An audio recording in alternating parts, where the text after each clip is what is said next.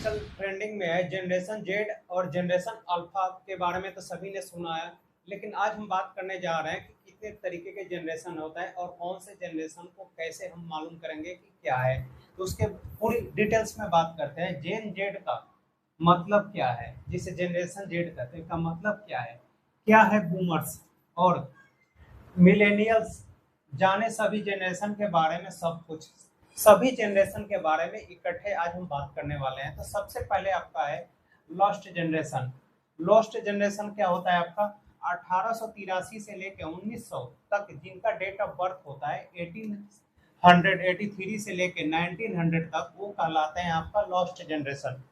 उसके बाद आता है आपका महानतम पीढ़ी, जिसे बोलते हैं the greatest generation.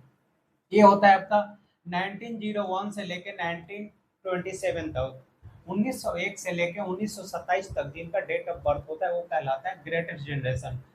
The silence generation ये होता है आपका 1928 से लेके 1945, 1928 से लेके 1945 तक के लोग कहलाते हैं आपका द साइलेंस जनरेशन। उसके बाद है बेबी बूमर्स। बेबी बूमर्स कहलाते हैं आपका 1946 से लेके 1964 तक, 1946 से लेकर 1964 तक जिनका डेट ऑफ बर्थ होता है ये कहलाता है आपका। उसके बाद आता है आपका जनरेशन एक्स। ये होता है आपका 1965 से 1980, 1965 से लेकर 1980 तक जिनका डेट ऑफ बर्थ होता है वो कहलाते हैं आपका जनरेशन एक्स। फिर आता है जनरेशन वाई, जिसे बोलते हैं मिलेनियल्स। वो होता है आपका 1981 से लेकर 1996 तक, 1981 से लेकर 1996 तक। उसके बाद आता है जनरेशन जेड, जो अभी नेपाल में आप लोगों ने कंट्रोवर्सी देखा होगा, दंगा हुआ था जनरेशन जेड। ये फेमस है, ये हुआ 1997 से लेकर 2012 तक।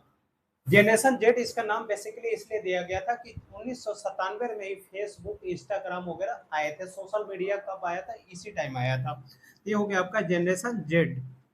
उसके बाद आता है जनरेशन अल्फा। इस जनरेशन में आपका आ गया एआई, आर्टिफिशियल इंटेलिजेंस का इंट्रोडक्शन हुआ था इसमें 2013 से लेकर 2024 तक के जिनका डेट ऑफ बर्थ होता है वो कहलाता है जनरेशन अल्फा।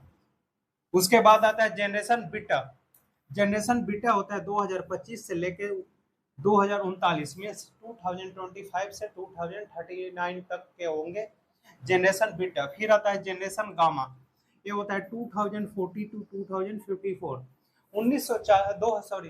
2040 से 2054 तक के लोग होते हैं आपका जनरेशन गामा। फिर लास्ट में आता है आपका जनरेशन डेल्टा, 2055 से 2069, 1955 से